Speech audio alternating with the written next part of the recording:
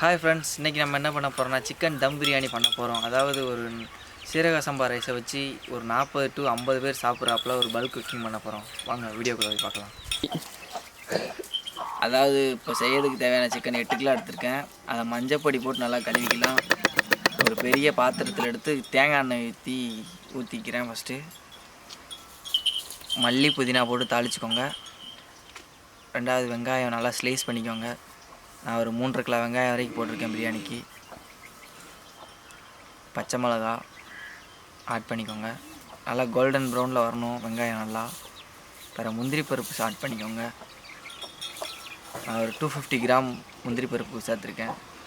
ரெண்டாவது தக்காளி ஆட் பண்ணிக்கோங்க. நல்லா தக்காளியை நல்லா ஃபைனாக சாப் பண்ணிக்கோங்க. நல்லா அதாவது பொடி நல்லா குச்சி அந்த மாதிரி இது பண்ணி தக்காளி நல்லா வெட்டிக்கோங்க. லைட்டாக மஞ்சள் ஆட் பண்ணியிருக்கேன். கறி ஆட் பண்ணிக்கலாம். இது வந்து போச்சு. கறியை போட்டு நல்லா மிக்ஸ் பண்ணி விடுங்க. அடுத்து இஞ்சி பூண்டு பேஸ்ட் எடுத்துக்கோங்க. இஞ்சி பூண்டு பேஸ்ட் ஆட் பண்ணிக்கோங்க. 1/2 லிட்டர் தயிர் சேர்த்துருக்கிறேன்.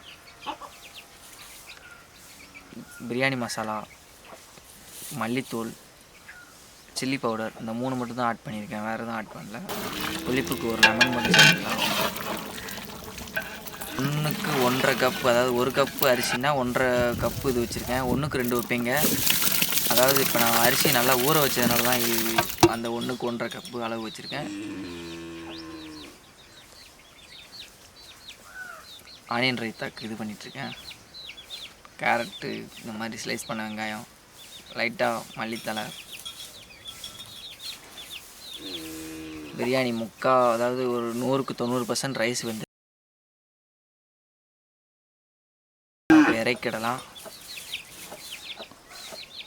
இறக்கி அதாவது மல்லித்தலை இந்த மாதிரி ஏதாச்சும் போட்டுக்கோங்க. நல்லா இலையை வச்சு நல்லா மூடி வச்சுக்கோங்க. மூடி வச்சதுக்கப்புறம் பிரியாணிக்கு நம்ம இப்போ தம் போட்டுக்கலாம். அதாவது வாழை இலையை வச்சு மூடி மேலே இது பண்ணி வச்சுக்கலாம். அதாவது பிரியாணிக்கு தம்மு வந்து இந்த ஒரு 20 நிமிஷம் மட்டும் போடுங்க. கங்கு வச்சு போட்டிங்கன்னா, அதாவது பெரிய பாத்திரத்தில் வச்சு பண்ணும்போது கங்கு வச்சு போடுவாங்க. அந்த ஒரு 20 மினிட்ஸ் 25 நிமிட்ஸ் அதுக்கு மேலே போட்டிங்கன்னா அதாவது அரிசி வந்து ரொம்ப விரப்பாக தெரியும்.